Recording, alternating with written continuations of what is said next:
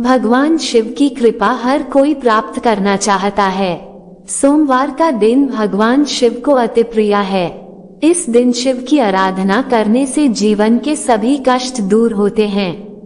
अगर आपकी कोई मन्नत पूरी न हो रही हो या फिर तमाम प्रयासों के बावजूद आपको करियर में सफलता न मिल रही हो या व्यक्तिगत जीवन में परेशानी चल रही हो, मसलन कोई भी दिक्कत हो, तो परेशान होने के बजाय अब की सावन सोमवार का व्रत करके यहाँ बताई गई व्रत कथा का पाठ करें। मान्यता है कि सावन सोमवार के दिन अगर व्रत रखकर इस कथा का पाठ किया जाए तो जातकों की मनचाही मुराद पूरी हो जाती है। नमस्कार दोस्तों, एक बार फिर से स्वागत है आपका हमारे YouTube चैनल अद्भुत गाथा पर। अगर आप हर रोज कुछ नया सीखना और जानना चाहते हैं तो चैनल को जरूर सब्सक्राइब करें। दोस्तों, आज के वीडियो में हम जानेंगे सावन सोमवार की पवित्र और पौराणिक कथा। श्रावण सोमवार की कथा के अनुसार अमरपुर नगर में एक धनी व्यापारी रहता था। दूर दूर तक उसका व्यापार फैला हुआ था। नगर में उस व्यापारी का सभी लोग मान सम्मान करते थे। इतना सब कुछ होने पर भी वो व्यापारी अंतर्मन से बहुत दुखी था, क्योंकि उस व्यापारी का कोई पुत्र नहीं था। दिन रात उसे एक ही चिंता सताती रहती थी, उसकी मृत्यु के बाद उसके इतने बड़े व्यापार और धन संपत्ति को कौन संभालेगा। पुत्र पाने की इच्छा से वह व्यापारी प्रति सोमवार भगवान शिव की व्रत पूजा किया करता था। सायंकाल को व्यापारी शिव मंदिर में जाकर भगवान शिव के सामने घी का दीपक जलाया करता था। उस व्यापारी की भक्ति देखकर एक दिन पार्वती जी ने भगवान शिव से कहा, हे प्राणनाथ, ये व्यापारी आपका सच्चा भक्त है। कितने दिनों से यह सोमवार का व्रत और पूजा नियमित कर रहा है। भगवान, आप इस व्यापारी की मनोकामना अवश्य पूर्ण करें। भगवान शिव ने मुस्कुराते हुए कहा, हे पार्वती, इस संसार में सबको उसके कर्म के अनुसार फल की प्राप्ति होती है। प्राणी जैसा कर्म करते हैं उन्हें वैसा ही फल प्राप्त होता है। इसके बावजूद पार्वती जी नहीं मानी। उन्होंने आग्रह करते हुए कहा, नहीं प्राणनाथ, आपको इस व्यापारी की इच्छा पूरी करनी ही पड़ेगी। यह आपका अनन्य भक्त है। प्रति सोमवार आपका विधिवत व्रत रखता है और पूजा अर्चना के बाद आपको भोग लगाकर एक समय भोजन ग्रहण करता है। आपको इसे पुत्र प्राप्ति का वरदान देना ही होगा। पार्वती जी का इतना आग्रह देखकर भगवान शिव ने कहा, तुम्हारे आग्रह पर मैं इस व्यापारी को पुत्र प्राप्ति का वरदान देता हूँ, लेकिन इसका पुत्र 16 वर्ष से अधिक जीवित नहीं रहेगा।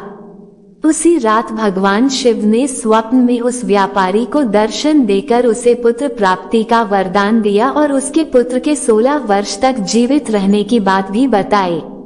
भगवान के वरदान से व्यापारी को खुशी तो हुई, लेकिन पुत्र की अल्पायु की चिंता ने उस खुशी को नष्ट कर दिया। व्यापारी पहले की तरह सोमवार का विधिवत व्रत करता रहा। कुछ महीने पश्चात उसके घर अति सुंदर पुत्र उत्पन्न हुआ।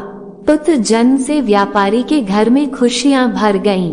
बहुत धूमधाम से पुत्र जन्म का समारोह मनाया गया। व्यापारी को पुत्र जन्म की अधिक खुशी नहीं हुई, क्योंकि उसे पुत्र की अल्पायु के रहस्य का पता था। ये रहस्य घर में किसी को नहीं मालूम था। विद्वान ब्राह्मणों ने उस पुत्र का नाम अमर रखा।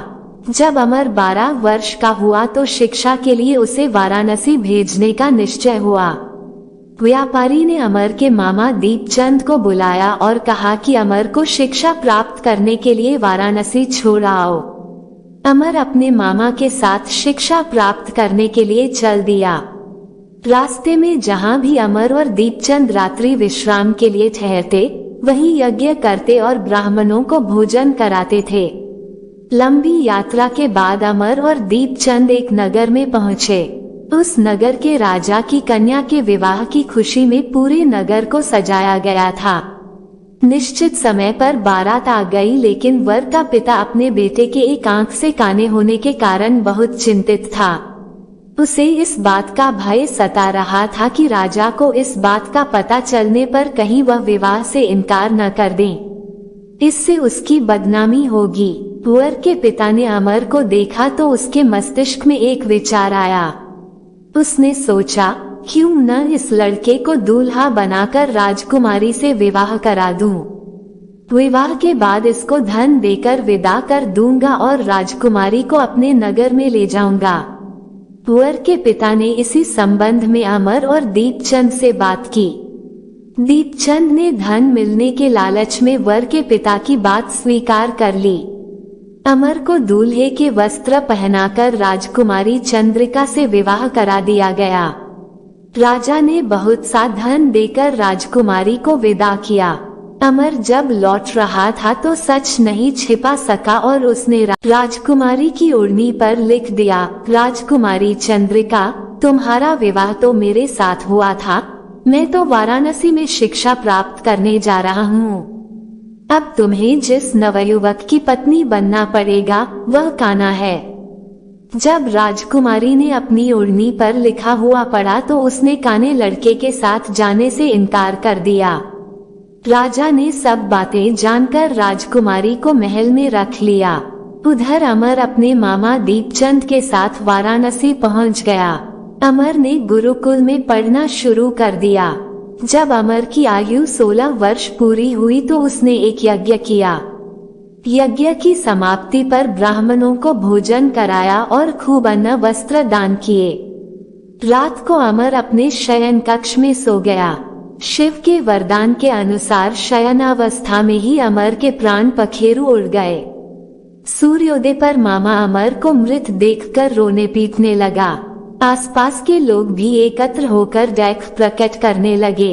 मामा के रोने विलाप करने के स्वर समीप से गुजरते हुए भगवान शिव और माता पार्वती ने भी सुने। पार्वती जी ने भगवान से कहा, प्राणनाथ, मुझसे इसके रोने के स्वर सहन नहीं हो रहे। आप इस व्यक्ति के कष्ट अवश्य दूर करें। भगवान शिव ने पार्वती जी के साथ अदृश्य रूप में समीप जाकर अमर को देखा तो पार्वती जी से बोले, पार्वती, ये तो उसी व्यापारी का पुत्र है। मैंने इसे 16 वर्ष की आयु का वरदान दिया था। इसकी आयु तो पूरी हो गई। पार्वती जी ने फिर भगवान शिव से निवेदन किया, हे प्राणनाथ, आप इस लड़के को जीवित करें, नहीं तो इसके माता पिता पुत्र की मृत्यु के कारण रो रोकर अपने प्राणों का त्याग कर देंगे। इस लड़के का पिता तो आपका परम भक्त है। वर्षों से सोमवार का व्रत करते हुए आपको भोग लगा रहा है। पार्वती जी के आग्रह करने पर भगवान शिव ने उस लड़के को जीवित होने का वरदान दिया और कुछ ही पल में वह जीवित होकर उठ बैठा। शिक्षा समाप्त करके अमर मामा के साथ अपने नगर की ओर चल दिया। दोनों चलते हुए उसी नगर में पहुँचे जहां अमर का विवाह हुआ था। उस नगर में भी अमर ने यज्ञ का आयोजन किया। समीप से गुजरते हुए नगर के राजा ने यज्ञ का आयोजन देखा। राजा ने अमर को तुरंत पहचान लिया। यज्ञ समाप्त होने पर राजा अमर और उसके मामा को महल में ले गया और कुछ दिन उन्हें महल में रखकर बहुत सा धन वस्त्र देकर राजकुमारी के साथ विदा किया। रास्ते में सुरक्षा के लिए राजा ने बहुत से सैनिकों को भी साथ भेजा। दीपचंद ने नगर में पहुंचते ही एक दूत को घर भेजकर अपने आगमन की सूचना भेजी। अपने बेटे अमर के जीवित वापस लौटने की सूचना से व्यापारी बहुत प्रसन्न हुआ। व्यापारी ने अपनी पत्नी के साथ स्वयं को एक कमरे में बंद कर रखा था। भूखे प्यासे रहकर व्यापारी और उसकी पत्नी बेटे की प्रतीक्षा कर रहे थे। उन्होंने प्रतिज्ञा कर रखी थी कि यदि उन्हें अपने बेटे की मृत्यु का समाचार मिला तो दोनों अपने प्राण त्याग देंगे। व्यापारी अपनी पत्नी और मित्रों के साथ नगर के द्वार पर पहुंचा। अपने बेटे के विवाह का समाचार सुनकर पुत्रवधू राजकुमारी चंद्रिका को देखकर उसकी खुशी का ठिकाना न रहा। उसी रात भगवान शिव ने व्यापारी के स्वप्न में आकर कहा, हे श्रेष्ठी, मैंने तेरे सोमवार के व्रत करने और व्रत कथा सुनने से प्रसन्न होकर तेरे पुत्र को लंबी आयु प्रदान की है। व्यापारी बहुत प्रसन्न हुआ। सोमवार का व्रत करने से व्यापारी के घर में खुशियां लौट आईं। शास्त्रों में लिखा है कि जो स्त्री पुरुष सावन के सोमवार का विधिवत व्रत करते और व्रत कथा सुनते हैं उनकी सभी इच्छाएं पूरी होती हैं।